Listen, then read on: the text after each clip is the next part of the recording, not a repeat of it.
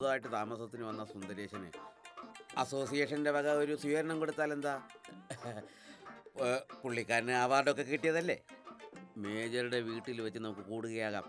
ആ അങ്ങനെയാണെങ്കിൽ association president എന്ന നിലയിൽ സാറിന്റെ വകയായിട്ട് ഒരു ഉപഹാരം കൊടുക്കാം. ഇത് സുന്ദരേശനെ സ്വാധീനിക്കാനുള്ള കുറുക്ക് വഴിയാണല്ലോ. കൂടലൊക്കെ ഇവിടെ വെച്ച് മതി. അല്ല, പ്രസിഡന്റ് ഒന്നും പറഞ്ഞില്ല.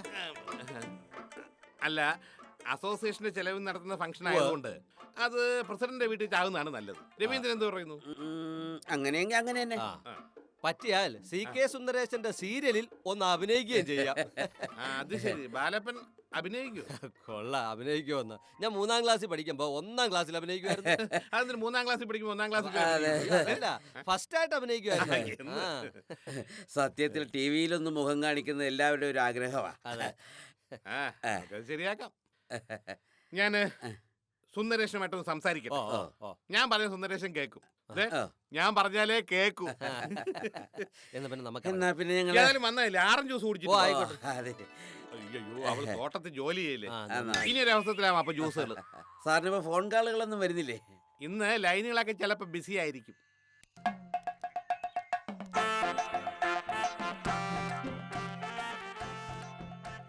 അല്ല ആശാനെ, റെസിഡൻസ് അസോസിയേഷന്റെ വകയായിട്ടല്ലേ CK സുന്ദരേശന് പാർട്ടി കൊടുക്കുന്നത്?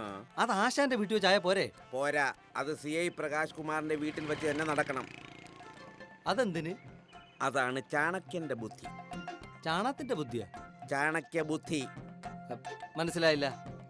മനസ്സിലാക്കി തരാം. സൽക്കാരം അയാളുടെ വീട്ടിൽ വെച്ചാവുമ്പോ പ്രകാശ് കുമാറിന്റെ ചെലവിലാണെന്ന് പറഞ്ഞായിരിക്കും സുന്ദരേശനെ വീട്ടിലേക്ക് വിളിച്ചു വരുത്തുക. ഊവ്, അങ്ങനെ ക്ഷണിച്ചെന്നിരിക്കട്ടെ. എന്നിട്ടെന്തുവാ, ചാക്കോച്ചന്റെ വിവാഹ വാർഷികത്തിൽ പ്രകാശം നടത്തിയ വിഷപ്രയോഗമില്ല, അതിന് ബദലായിട്ട് ഞാനൊരു പൊടി പ്രയോഗം നടത്തുന്നുണ്ട്. ഇതെങ്ങനെ നടത്തുമെന്ന് പറ. സൽക്കാരം പൂർത്തിയാകുന്നതിന് മുമ്പ് സുന്ദരേശൻ വയറിളകി അത്യാസന്ന നിലയിൽ ആശുപത്രിയിലാകും.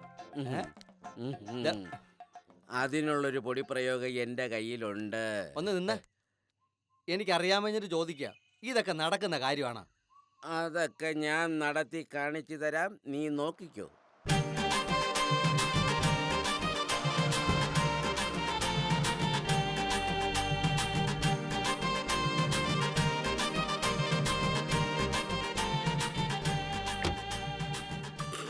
ഇവൻ പൂക്കടയില് മൂക്കുകുത്തി വീണ ലക്ഷണമുണ്ട്.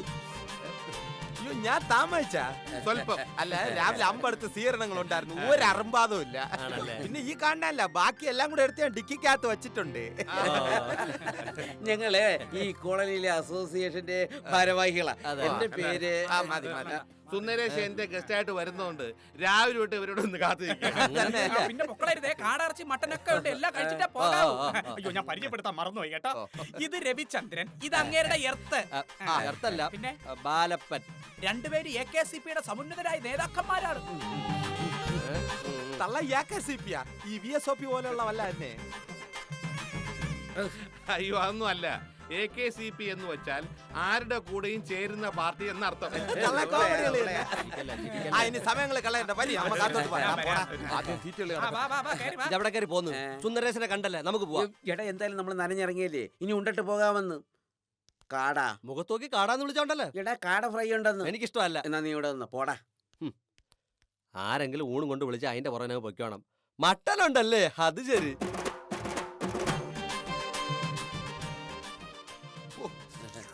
തള്ള, ഇത് ഇത്ര എനിക്ക് വേണ്ടി തന്നെ ഉണ്ടാക്കിയത്. CI പ്രകാശ് കുമാർ ഒരുക്കുന്ന സൽക്കാരം ഒരിക്കലും മോശമാവാൻ പാടില്ല, അതെനിക്ക് നിർബന്ധം. കേട്ടോ സുന്ദരേശൻ സാറേ, പ്രകാശ് ചേട്ടൻ നല്ലൊരു മ്യൂസിക് ഡയറക്ടർ കൂടിയാ. തന്നെ? എന്നെ നിർത്തിക്കൊണ്ട് ഞാൻ സ്വയം പുകഴ്ത്തി പറയാണെന്ന് വിചാരിക്കരുത്. ഞാൻ സർക്കിൾ അല്ലായിരുന്നെങ്കിൽ ഈ ഏഷ്യ ഭൂഖണ്ഡത്തിലെ ഏറ്റവും വലിയ മ്യൂസീഷ്യൻ ആയേനെ.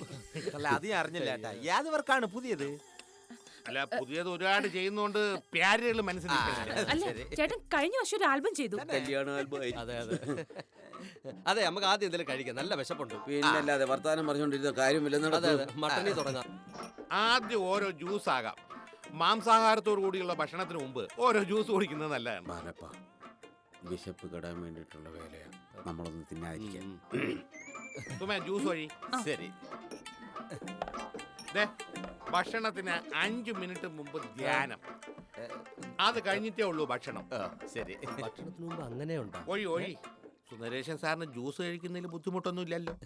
ജ്യൂസ് മാത്രമേ ഉള്ളൂ, അതോ ഐറ്റം ഉണ്ട്, സ്കോച്ച്. ഇവന്മാർ പോയിട്ട് നമുക്ക് അടിക്കാം. പിന്നെ മതി. പിന്നെ ഈ ഒറ്റ ഗുളിക കൊണ്ട് സംഗതി ക്ലീൻ. സുന്ദരേശൻ ചിലപ്പോ സ്പോട്ടിൽ തന്നെ വയറിളകി ബോധം കിട്ടി വീഴും. എന്താ അവിടെ ഒരു അടക്കം പറഞ്ഞു? അതെ, ഈ തമാശ വല്ലതാണെങ്കിൽ പറയേ. എനിക്ക് ഊണിന് മുമ്പ് 2:30 തമാശ അമ്മണ പതിവുള്ളതാണ്. അല്ല, ആശാൻ പറയായിരുന്നു മേജറെ കൂടെ വിളിക്കായിരുന്നു എന്ന്. അത് ഞാൻ ഇവിടെ ആരെയും വിളിച്ചില്ലല്ലേ. നിങ്ങൾ എന്നെ വഴിയെ പോയപ്പോ വലിഞ്ഞേറി വന്നായിരുന്നു. കൺട്രോൾ. ഞാൻ ചുമ്മാ ഒരു വളിപ്പടിച്ചാലും ചുമ്മാ എടുത്ത് കുടിക്കും. ജ്യൂസ് എടുത്ത് കുടിക്കും.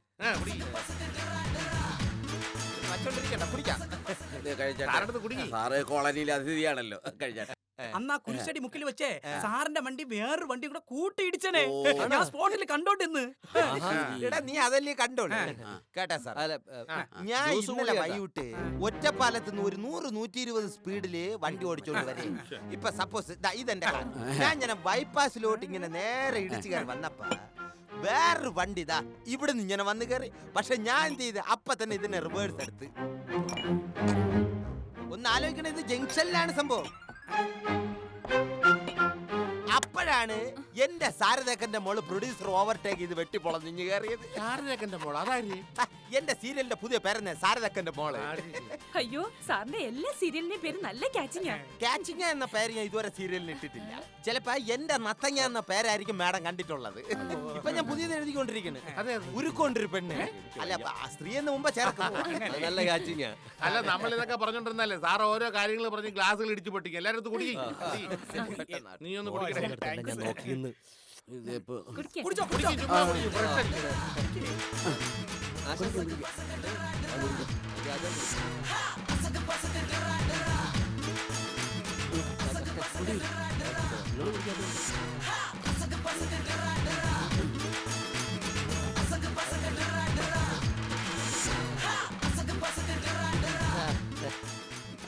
എനിക്കൊന്നുമില്ല. അടിപൊളി. അതുകൂടെ കൂടി എല്ലാരും കൂടി മത്സരിച്ച് കൂടി.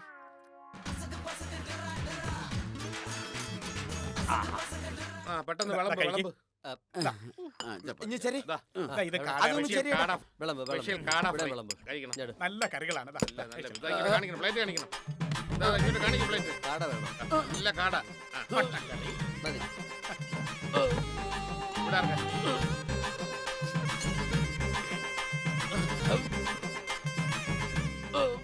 കഴിക്ക് എല്ലാരും കഴിക്ക്.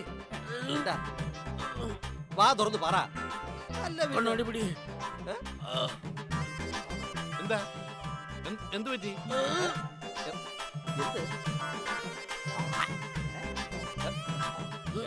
എന്താ ചേട്ടാ? എന്തെങ്കിലും വാ തുറന്ന് പറയാൻ. കണ്ണി തെറിച്ച മുളക്. എന്തായാലും തൊണ്ടേ കുടിക്കാം. അതാ കുറച്ച് കാട എടുത്ത് ചവയ്ക്കാതെ വിഴിഞ്ഞ. പോയി. എന്ത് പറ്റി? കക്കൂസി കൊണ്ട് പെട്ടി. കിട്ടി എന്റെ. എന്തായിരുന്നു പറയേ? അത് പിന്നെ എത്തേണ്ടടുത്ത് എത്തിയാലേ അവസാനിക്കും. എന്തോ എനിക്കറിഞ്ഞു.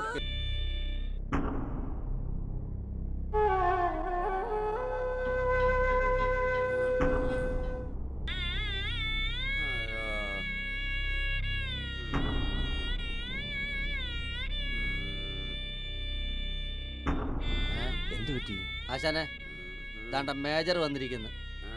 മേജർ എന്ത് പറ്റി? ഒന്നുകൂടെ പോണോ? ഇന്നലെ 17 പ്രാവശ്യം കക്കൂസി പോയി. ഒരു വെടിയും ഇപ്പൊ തോന്നല് മാത്രമേ ഉള്ളൂ.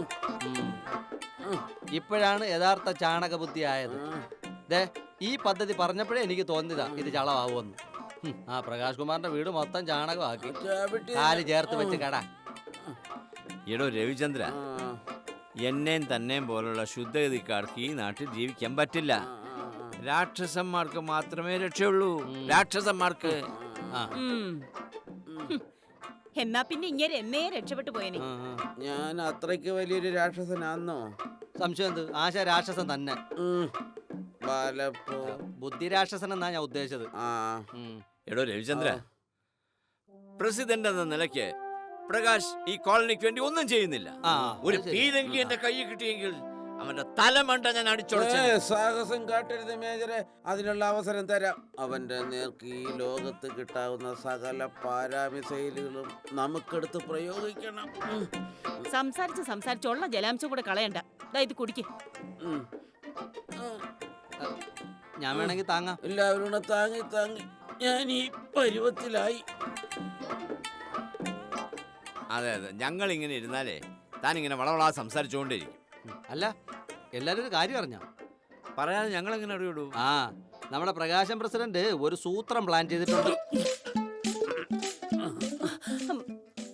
ഓ, അതാണ്ട അയാൾ പിന്നെ സൂത്രങ്ങൾ തുടങ്ങിയോ? അങ്ങനെയാണെങ്കിൽ ഞാൻ വേറൊരു സൂത്രം പ്ലാൻ ചെയ്ത് അതാ വച്ചിരിക്കുക. കിടക്കുന്നു. പറയട്ടോ. ഈ സൂത്രങ്ങളൊക്കെ പ്ലാൻ ചെയ്യാൻ നിങ്ങളാരാ? സൂത്രധാരകന്മാരോ? എന്താണോ പ്രസിഡന്റ് സൂത്രം? അല്ല, അത് പിന്നെ ഈ പ്രകാശ സാർ ഒരു ടെലിഫിലിം ഡയറക്റ്റ് ചെയ്യാൻ പോകുന്നു. ആ. സംവിധാനം.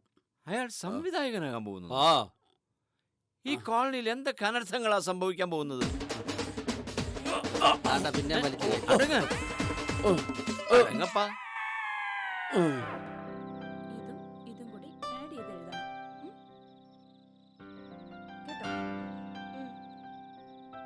കേട്ടോ? നീ എവിടെയായിരുന്നു? മണി എത്രയായി? പ്രകാശ് ചേട്ടൻ നിന്നെ എവിടെല്ലാം തിരക്കി? ചെറിയൊരു ഷൂട്ടിംഗ് ഉണ്ടായിരുന്നു ചേച്ചി.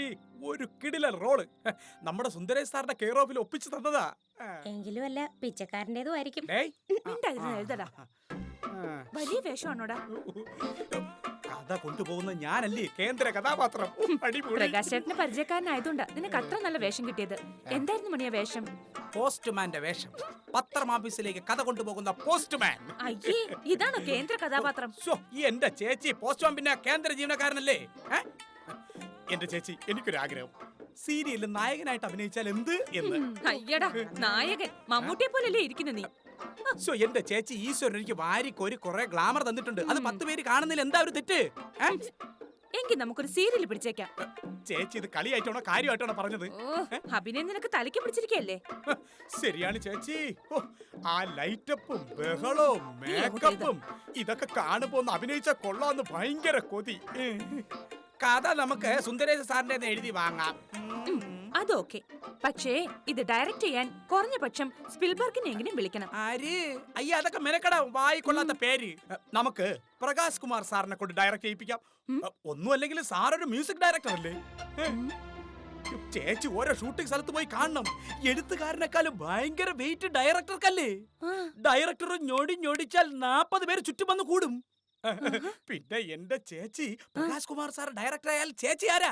ഞാനാരാ? ഡയറക്ടറുടെ ഭാര്യ. പ്രകാശ് കുമാർ സാർ 1 ഞൊടി ഓടിച്ചാൽ 40 പേര് വരുമെങ്കിൽ ചേച്ചി 2 ഞൊടി ഓടിച്ചാൽ 80 പേര് വരും.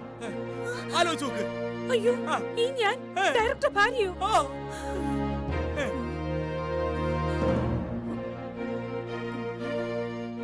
പൊന്നമ്മ ഏറ്റ്.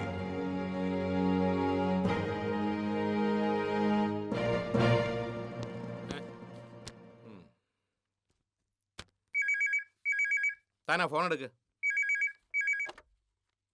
Hello sir, sir DYSP Ratnakaran സാറാ. Hello sir, good morning. Thank you sir. അടുത്ത ആഴ്ച തുടങ്ങാനാണ് പരിപാടി. ഈ തിരക്കഥകളെ മിനി സ്ക്രീൻ അവാർഡ് നേടിയ CK സുന്ദരേശനാണ് സാർ എഴുതുന്നത്. അയ്യോ, തീർച്ചയായിട്ടും പരിചയപ്പെടുത്തി തരാം സാർ. അയ്യോ, അത് പിന്നെ പറയണോ സാർ? സാറിനൊരു വേഷം ഉറപ്പ്. അതെ, സാറില്ലാതെ എനിക്ക് എന്തോന്നു shooting. Okay sir. DYSP sir chance ചോദിച്ച് വിളിച്ചതല്ലേ? ഷൂട്ടിംഗ് എവിടെയുണ്ടെങ്കിലും രത്നാകരൻ സാർ അവിടെ എത്തും.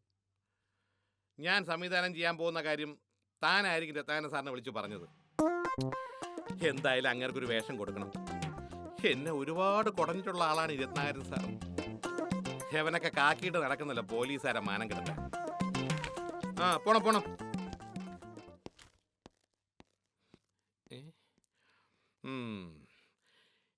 ഇതിൻ്റെ ഷൂട്ടിംഗ് തുടങ്ങിയിട്ട് വേണം കോളനിയിലുള്ള കുറേ എണ്ണത്തെ പബ്ലിക്കായിട്ട് എനിക്ക് തൊലിയും. ഇതിനകത്ത് ഒരു തല്ലിപ്പൊളി പാക്കറ്റ് അടിക്കാരൻ്റെ റോളുണ്ട്.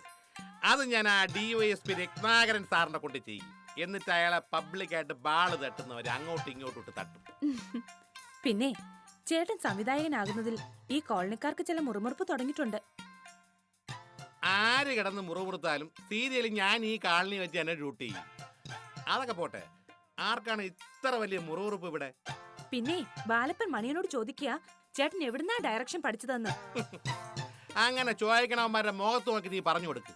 ഫാസിലി, പ്രിയദർശൻ, സിബി മലയിൽ, ലാൽ ജോസ്, എന്തിന് ഇങ്ങനെയുള്ള വലിയ വലിയ ഡയറക്ടേഴ്സിന്റെ ഒക്കെ ഷൂട്ടിംഗ് സ്ഥലത്ത് ആൾക്കാരെ ഒതുക്കാൻ പോയി ഒരു കള്ളന്റെ കൂട്ട് തഞ്ചത്തിൽ നിന്ന് ഡയറക്ഷൻ കംപ്ലീറ്റിംഗ് പഠിച്ചെടുത്ത്. സംഗതിയല്ല ഓക്കെ, പക്ഷെ പണം മുടക്കാൻ ഒരാള് വേണ്ടേ?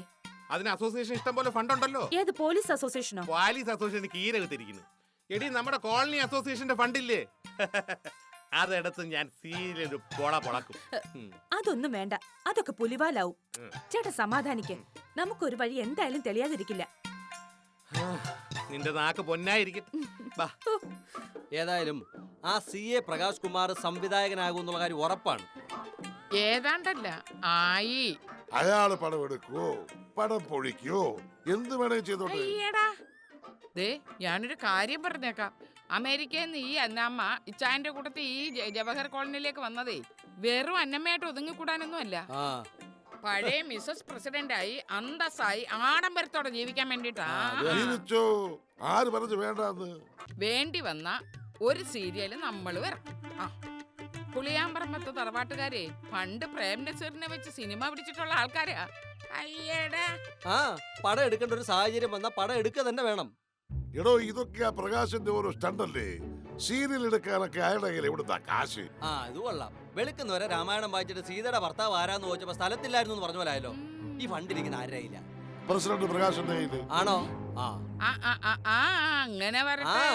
എങ്കിൽ ഈ സീരിയൽ നമുക്ക് പൊളിക്കണം. എന്റെ ചേട്ടത്തി, ഈ സീരിയൽ നമ്മൾ പൊളിക്കും. പൊളിക്കണം. എടോ, 24 മണിക്കൂർ തനിക്ക് പൊളിക്കണം ചിന്തയുള്ളൂ. അത് ഞങ്ങൾ ഈ രാഷ്ട്രീയക്കാരങ്ങനെ എല്ലാം അടിച്ച് പൊളിച്ച് മുന്നോട്ട് പോകണം. അതാണ് ഞങ്ങളുടെ ആജീവനാന്ത പോളിസി. പണ്ട് ഇത് ഞാൻ ഈ കോളനിയിലെ പ്രസിഡന്റ്, ഞാൻ വൈസ് പ്രസിഡന്റും ആയിരുന്ന കാലത്ത് എങ്ങനെ അടിച്ചു പൊളിച്ച് ജീവിച്ചതാ. അതൊക്കെ ഒരു കാലം. ആ കാലം വരും ചേട്ടത്തി. ആ കാലം ഞങ്ങൾ തിരിച്ചു കൊണ്ടുവരും. അല്ല, രണ്ടുപേരും ഇപ്പൊ തന്നെ തിരിക്കുകയാണോ ആ കാലം തിരിച്ചു കൊണ്ടുവരാൻ വേണ്ടി? അതെ, ഈ സീരിയൽ പൊളിക്കാനുള്ള സമരതന്ത്രങ്ങൾ ഞങ്ങൾ ഉടൻ തന്നെ ആവിഷ്കരിക്കുകയാണ്. സമയമില്ല, ഈശ്വരൻ എന്തെങ്കിലും വഴി കാണിച്ചു തരാതിരിക്കില്ല ചേട്ടത്തി. ഇത് ഞാൻ ആ രവിചന്ദ്രനും ബാലപ്പനും പറയുന്നത് പോലെ കേട്ട ഉടനെ കോളനിയിലെ പ്രസിഡന്റ് ആവാം.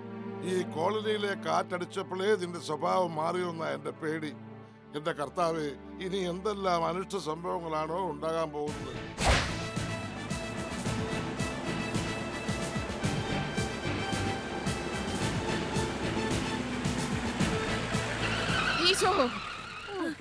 അല്ല, അന്നമ്മ ചേട്ടത്തി ഈ പൊരി വെയിലത്ത് എങ്ങോട്ടാ?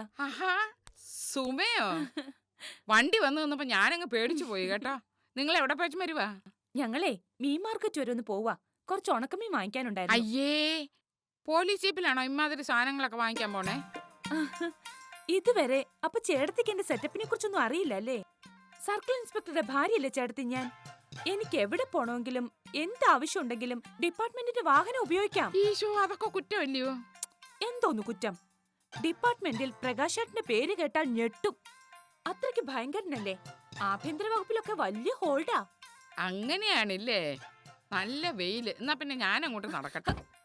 നിക്ക് ചേട്ടത്തി, ഞാനൊന്ന് പറയട്ടെ. ഞാൻ ഈ പോലീസ് ജീപ്പിൽ ചുമ്മാ കോളനി മുഴുവൻ ഡെയിലി 2 റൗണ്ട് അടിക്കും. എന്തിനാണെന്ന് ചോദിക്കേ. എന്നാത്തിനാ? ഞാൻ ഈ കോളനിയിലെ പ്രസിഡന്റിന്റെ ഭാര്യ കൂടിയല്ലേ.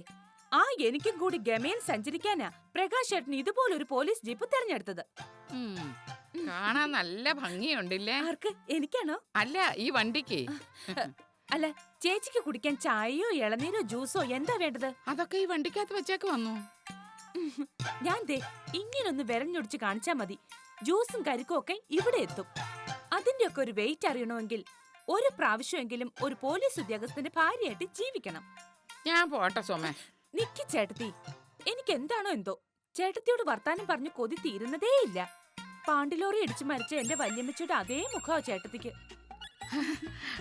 സുമയെ കാണുമ്പോഴും എനിക്ക് അതുപോലെ തന്നെ തോന്നി കേട്ടോ. പണ്ട് ഞങ്ങള് കാഞ്ഞിരപ്പള്ളി താമസിച്ചോണ്ടിരിക്കുമ്പോഴേ വീടിന്റെ തൊട്ടടുത്തൊരു സ്ത്രീ ഉണ്ടായിരുന്നു. സുമ തന്നെ. ഈ കണ്ണും മൂക്കും ചുണ്ടും. സുമയെ കാണുമ്പോ ഞാൻ പലപ്പോഴും അതിശയപ്പെട്ടിട്ടുണ്ട്. സുമയാണോ സുമിത്രയാണോ? അയ്യോ, ആ സ്ത്രീയുടെ പേര് സുമിത്രേന്നാ. ശരിക്കും എന്നെ പോലെ തന്നെയാണോ? ശരിക്കും സുമ തന്നെ. അവരെനിക്കൊന്ന് കാണാൻ പറ്റുമോ? പിന്നെ പക്ഷേ ഇപ്പൊ ഊളംപാറ ആശുപത്രിയില, ഒത്തിരി അങ്ങ് മൂത്തുപോയി.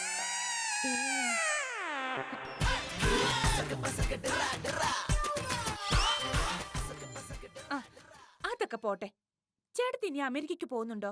ഇല്ല, ഇനിയുള്ള കാലം ഈ കോളനി തന്നെ ജീവിക്കണം. അല്ല, അന്ന് ആ വിമാനം വേൾഡ് ട്രേഡ് സെന്ററിൽ ഇടിച്ചു കയറുമ്പോ ചേട്ടത്തി അവിടെ ഉണ്ടായിരുന്നോ? പിന്നെ ഞങ്ങളും ഉണ്ടായിരുന്നേ. ആ സംഭവം നടന്നത് 11-ാം തീയതി അല്ലേ? 10-ാം തീയതി അതിനടുത്തുള്ള ഒരു വീട്ടിൽ ഞാനും എന്റെ അച്ഛനും കൂടെ പോയതാണെന്നേ. എന്റെ ഈശോ, ആ വീടൊക്കെ തകർന്നു പോയി കേട്ടോ. അയ്യോ, ദേ സുമ ഇപ്പൊ ഈ നിന്നില്ലേ, വിവരം അറിഞ്ഞപ്പം ഞാൻ സ്തംഭിച്ച് ഇതുപോലെ ഒറ്റ നിപ്പായിരുന്നു. ഞാൻ സ്തംഭിച്ചു നിന്നത് അതുകൊണ്ടല്ല, അന്നമ്മ 11-ാം തീയതി തന്നെ അവിടെ പോണമായിരുന്നു. നീ ഇപ്പൊ മനസ്സിൽ വിചാരിച്ചത് എന്താണെന്ന് എനിക്കറിയാവടി ആട്ടക്കാരി. ആ വിമാനം കയറി ഞാൻ ചത്തില്ലല്ലോ എന്നല്ലേ. ഈ അന്നാമ്മ ഒരു പോർവിമാനവും കൊണ്ട് വരുന്നുണ്ടടി, നിന്നെയും നിന്റെ കെട്ടിയോനെ ഈ കോളനി നീട്ടിച്ച് തെറിപ്പിക്കാൻ.